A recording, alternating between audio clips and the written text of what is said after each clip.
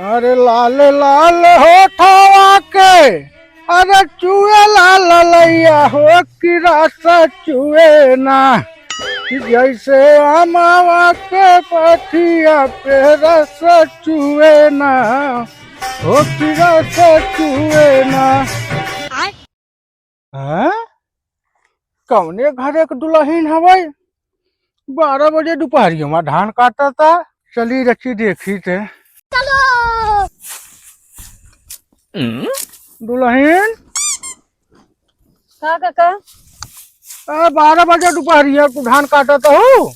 का करी कक्का 12 बजे चाहे सांझ हो चाहे दोपहरिया काटक त बा हमही के उठा उठा उठा रखी उठा था का भा के करे घरे खाओ दुल्हन जोखू के जखुआ पटा हुआ हाँ यार ससुरवा को करे लाज नहीं लागत आते इतनी सुघर पटो लिया धान कटवा तू 12 बजे दोपहरिया में इना दुल्हन का काका और क्यों रात का घरम तोरे बायन सब खाद पियत हैं क्यों तबियत खराब बा हमारी ठीक रहे बूढ़ा कहीं जा काटी आओ तुम ए तो तंग बीमार हो जाबो दुल्हन 12 बजे दोपहर में देखा तो दाना पानी केहू कि ना अब ना चलत है ए तो जा घरे दाना पानी करबू के तू दोपहरिया में धान काटा तो हो। बात तो सही है।